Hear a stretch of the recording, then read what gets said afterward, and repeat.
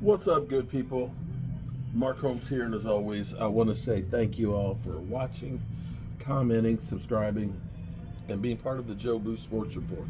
Without you guys, as well as you ladies, you know that this literally does not work. I hope everybody's had a great Saturday, and hope your weekend is good. The weather's been a little chilly today, but just beautiful. It's springtime. I love it this time of year because you're not spending a lot on heating and air conditioning, that this is the prime time of saving some money on that because you don't really need the heat on and it's not hot enough for the AC. In April into about late part of May, you're good to go. But then June, July, it hits hard.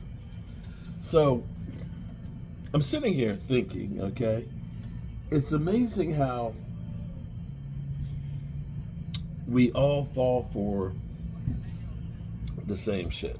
You know the old saying, first time shame on you, second time shame on me. We already know how the Dak Prescott situation is going to end. We already know this, okay?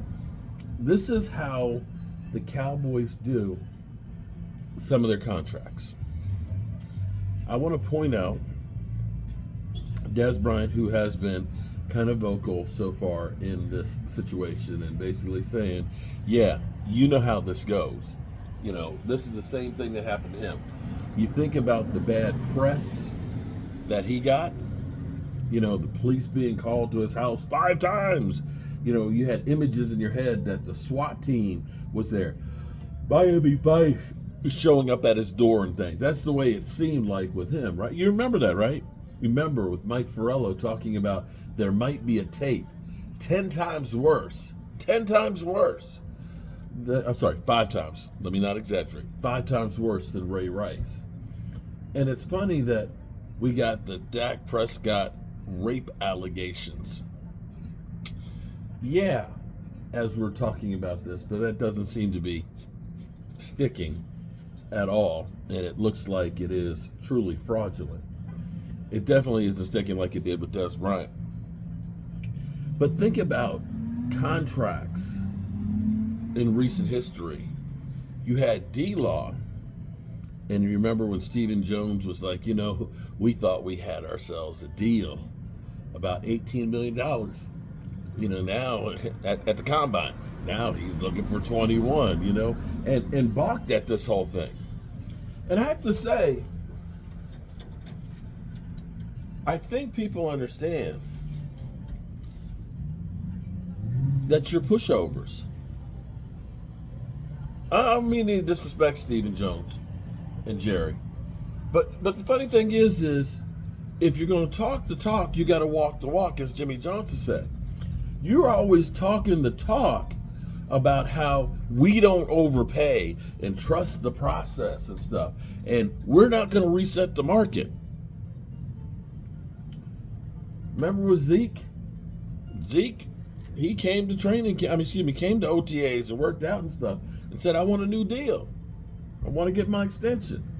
Well, we're not going to reset the running back market. Zeke's got to understand that, you don't pay running backs after the 4th year. And what did they do? $90 million contract extension. $90 million. This is after he said, we're not going to reset the running back market. Pushed over. Pushed the hell over. No ifs, ands, or buts. But before they finally got that done, remember how they were like, oh, we don't need Zeke. Zeke who? Zeke who? We got Tony Pollard. Tony Pollard. That Tony Pollard sure looked good in preseason. Zeke who? Oh, I'm just kidding. And $90 million later, Zeke's in there. Remember with Dak, it was over the course of years. Because it was like, Dak Prescott's got to understand that he's got to leave some of the pie on the table for others, so we can build the team. This after a guy who literally was paid less than $1 million his first 3 years and $2 million his fourth year. You're now telling the guy who has gotten less money than the backup quarterback, less money than the kicker every year that he's been there, that he's got to take less money to give to others. And basically said, hey, we're not going to. Yeah, tried to work out a deal in the last minute, and what happened? The clock went out, and you had to pay the franchise tag. Cost you that year. Cost you.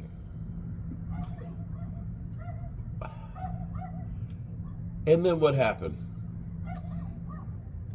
You gambled on Dak again, and you found out that Andy Dalton wasn't the answer.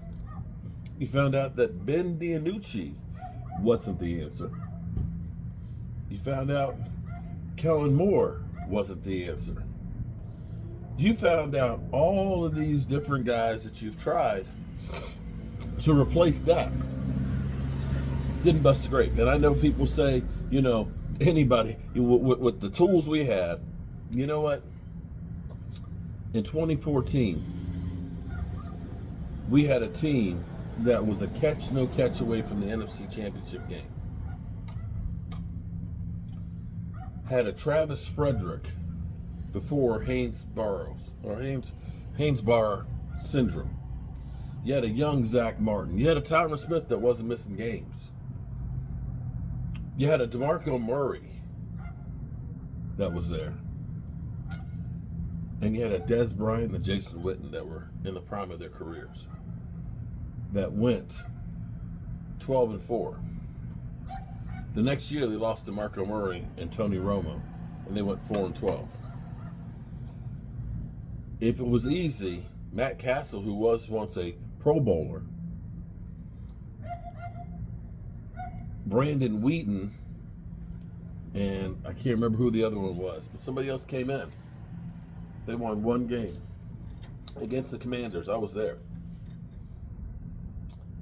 That same team that went 4-12, Dak Prescott comes in and they win 13 games and come from a miracle play by Aaron Rodgers for them to win away from the NFC Championship game.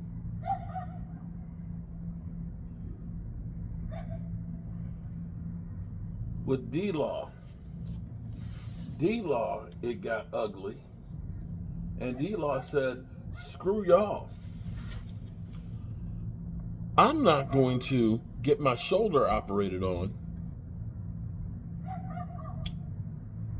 until I get my contract. Instead of it getting done in January or February, it was the end of May, which meant that he was rehabbing all off season and couldn't lift weights, and literally wasted a season. And I will say they wasted a season with Zeke Elliott missing training camp. They keep wasting time, and they don't save money.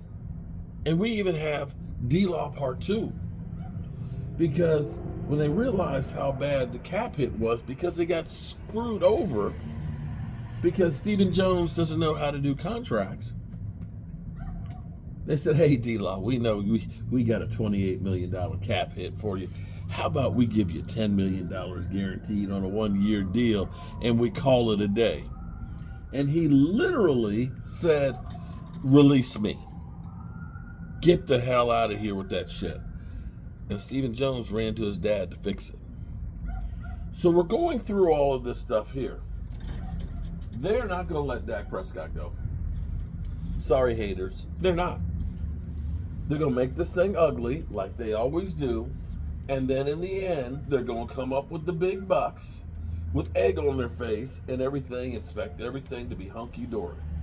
But if I'm a player that has been through this, and if I'm Dak Prescott, I've been through this over and over and over and over again, at some point, I just say, screw y'all. Yeah, it's great to be front and center with the Dallas Cowboys and always talked about. But are you going to be about something? Like winning the Super Bowl? Or you just want to be talked about? Chasing the Super Bowl? We already know how it's all going to end. Dak's going to get his contract. He going to get paid. CD going to get his contract. He going to get paid. And Micah Parsons going to get his contract. And he going to get paid. And that's the way it's going to go. There you have it. Now, for those out there that think, well, you know what? Just get rid of a great piece. You know, the Raiders, they got rid of Khalil Mack, get a whole bunch of draft picks. How'd that do for the Raiders? The Colts, they got rid of Peyton Manning because they drafted Andrew Luck and thought they had the next generation. And mind you, we're talking about getting rid of Dak when we don't have somebody else right there that we believe is generational. And Peyton Manning goes on and wins the Super Bowl. How did the Colts do? And we've seen teams like the Titans get rid of A.J. Brown for draft picks. And A.J. Brown made it to the Super Bowl. The Titans, which were a good team, they went down the toilet. And I'll say we've seen the Texans that had DeAndre Hopkins and thought we're better off getting rid of that stud and getting some draft picks. And I believe that ended up being Dan O'Brien getting fired. I'm trying to see where, unless you go back to the Herschel Walker trade and do, that's the big win that I see. That's the big win I see. Because we've seen, hell, the Commanders trade with New Orleans. New Orleans gave up their whole draft class to get Ricky Williams. Didn't help either of those teams. And I've seen teams take a boatload of draft picks and move up in the draft trying to draft a quarterback. And I can't say that I've seen that working too well for them either. So that's my thoughts sitting here on this Saturday night, as I got one full day here to get ready for the draft trip. My lovely bride is making some shirts for us for the trip, some Cowboys Mafia and draft shirts and stuff. So we'll be definitely holding up the brand there at the draft. And I can't wait to hang out with Game Time and Prime Time and David Wiley at the draft.